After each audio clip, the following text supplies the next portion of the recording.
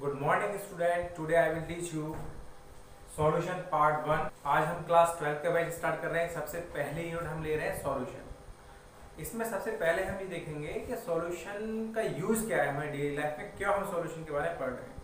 ठीक है, तो सॉल्यूशन है क्या आपको, जैसे हम कभी भी लैब में जाएंगे तो हमें सबसे पहले सॉल्यूशन प्रिपेयर करने के लिए कहा जाएगा। अब सॉल्यूशन का चैप्टर पढ़ा होगा आपने, उसका कंसंट्रेशन के बारे में पढ़ा होगा तो आप इसको कर सकते हैं, वरना नहीं कर सकते।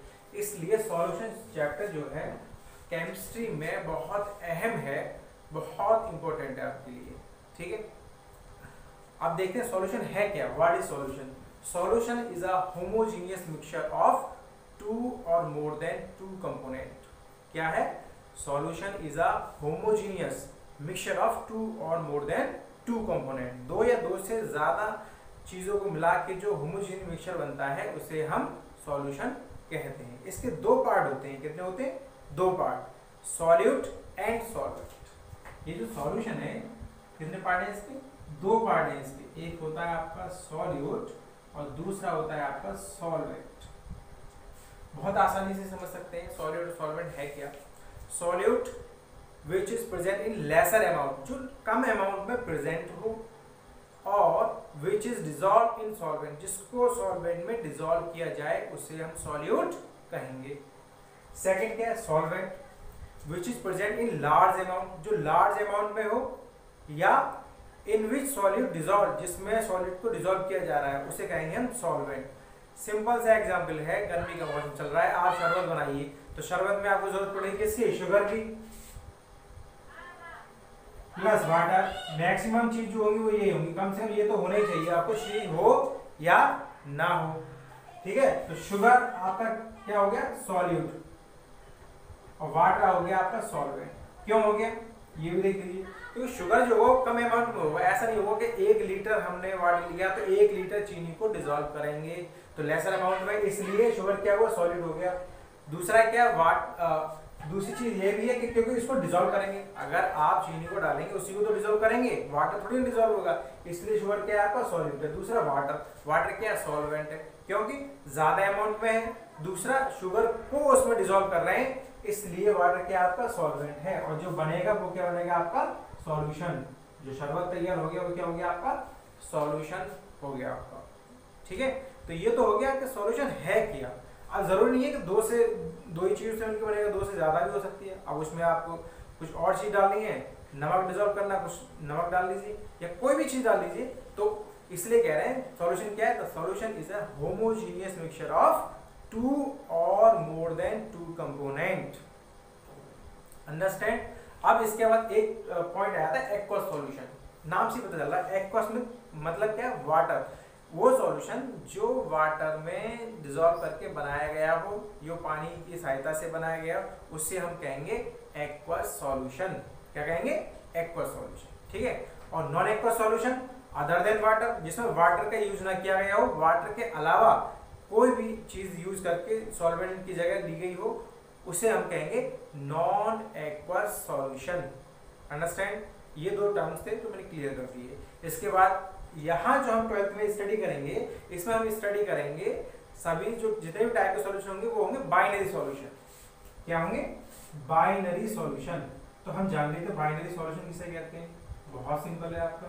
बाइनरी सॉल्यूशन मतलब क्या है? जिसमें एक सॉल्यूट हो, एक सॉल्वेंट हो, उसे ही कहेंगे हम बाइनरी सॉल्यूशन। सिर्फ एक सॉल्यूट एक सॉल्वेंट, टू के लिए, इसलिए क्या करें? Binary solution. ठीक है, कोई ज्यादा दिमाग नहीं लगाना। सिर्फ बाइनरी सॉल्यूशन मतलब क्या? जिसमें दो कंपोनेंट हो, जिसमें एक सॉलिड हो एक सॉल्वेंट हो, उसे कहेंगे हम बाइनरी सॉल्यूशन। इसके बाद आपका आ जाता है expression concentration of solution.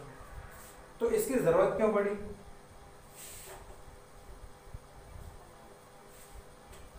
Expression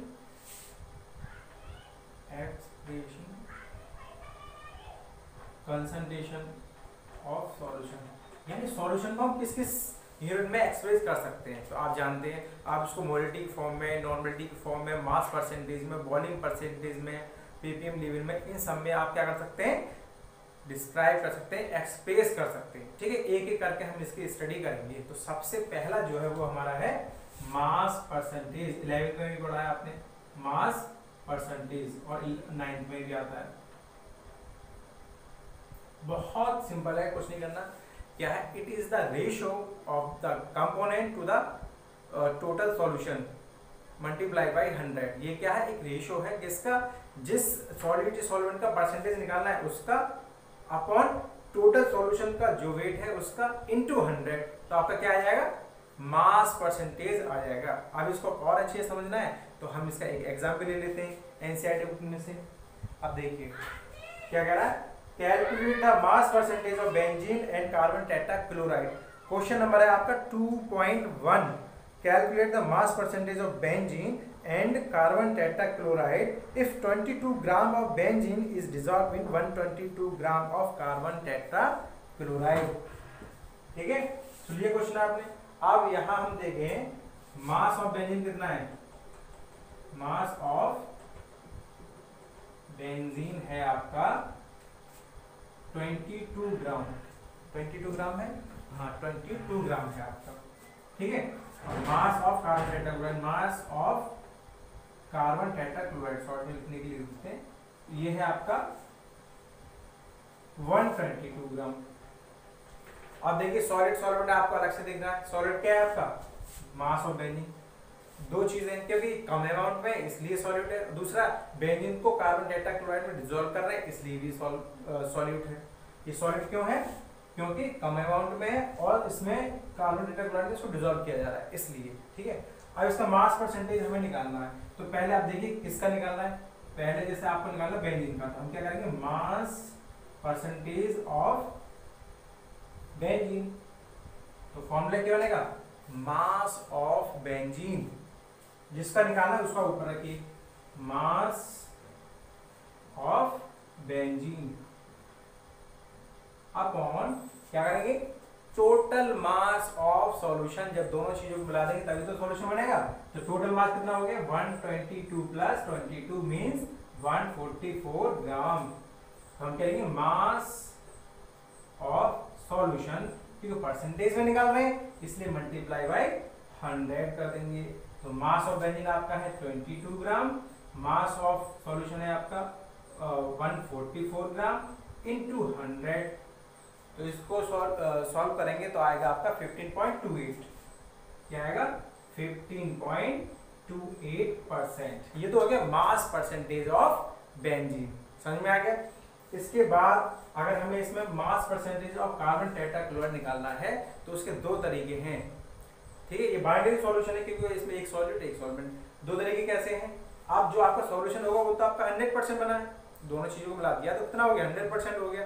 तो इसका मतलब क्या है? एक तो तरीका ये है कि mass percentage of carbon tetrachloride को क्या करेंगे?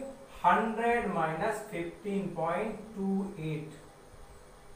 100 में से माइनस कर दीजिए क्योंकि बेंजीन का जो परसेंट है वो है आपका 15.28%। तो इसका कितना आ जाएगा आपका? 84.72। 84.72%। ठीक है, सबसे इजी तरीका यही है, तो दूसरा करने की जरूरत नहीं है। दूसरा इसी की तरह कर सकते हैं, मास ऑफ क्या रखेंगे? Carbon tetrachloride which is equal to 122 gram and mass of solution 144 gram into 100। तो अभी आप करेंगे क्या आंसर आएगा? 84.72%। ठीक है, निकाल के देखिएगा। तो ये हो गया आपका मास परसेंटेज। क्लियरली आपके समझ में आ गया? ठीक है, इसके बाद हमारा जो नेक्स्ट टॉपिक है ये है आपका वॉल्यूम परसेंटेज। क्या है? Volume percentage. सेम इसी की तरह, कोई नई चीज नहीं है। तो वॉल्यूम परसेंटेज में हम क्या करेंगे? किसी का भी अगर वॉल्यूम परसेंटेज निकालना है, वॉल्यूम परसेंटेज, तो क्या होगा? जिसका हमें वॉल्यूम लेना है पहले हमने उसका वॉल्यूम ऊपर लिख देना है, जिसका परसेंटेज निकालना है अपॉन टोटल वॉल्यूम इनटू 100, बस हो गया। ठीक है, जैसे इसमें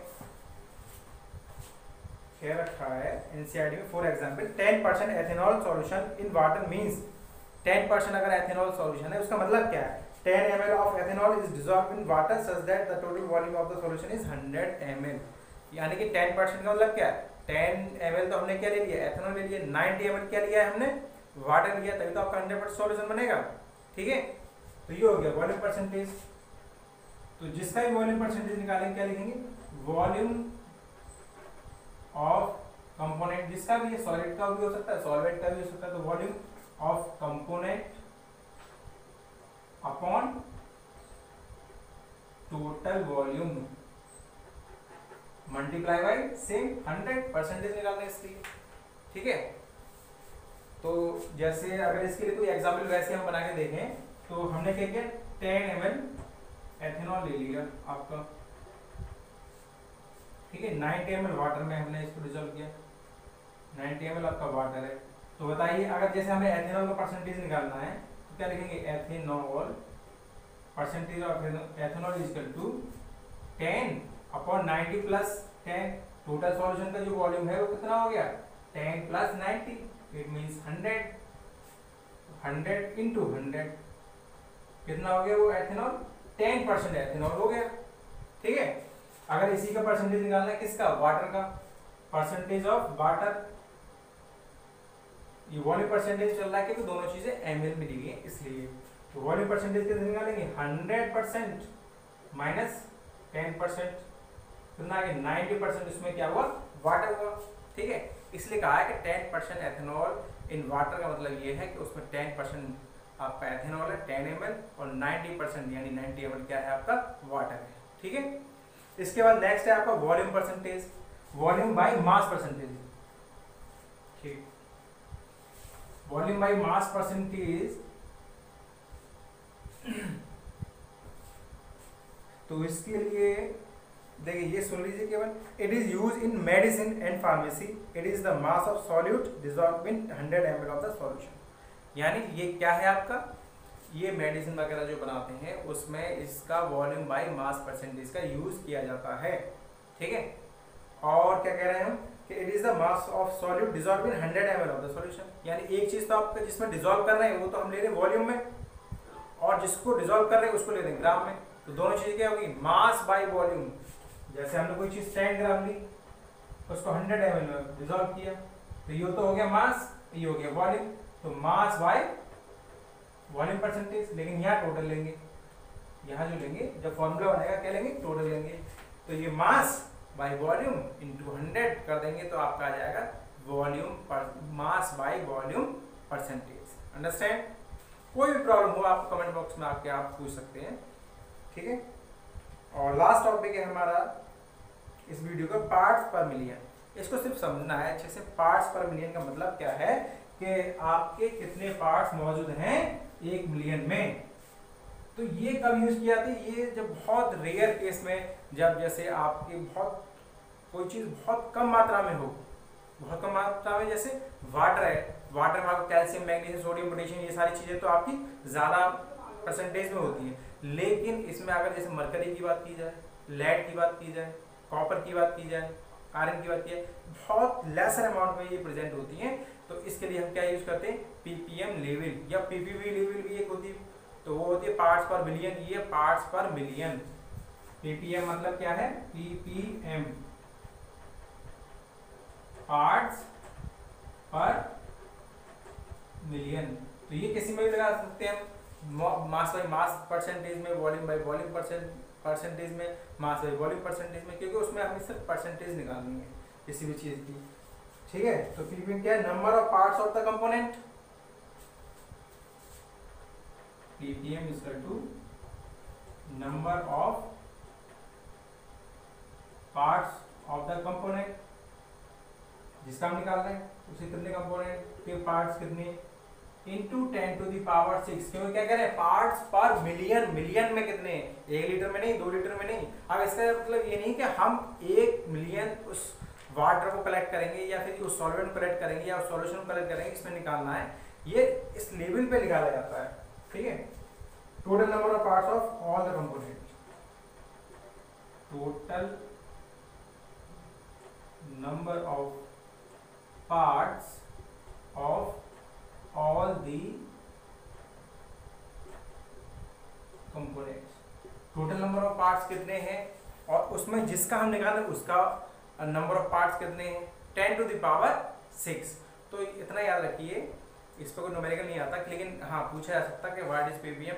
पीपीएम क्या, पार्ट्स पर मिलियन है, बहुत छोटे यूनिट के लिए यूज़ की जाती है। कोई चीज़ अगर बहुत कम मात्रा में है तो उसके लिए हम ppm लेवल का इस्तेमाल करते हैं। अंडरस्टैंड? Okay, thank you.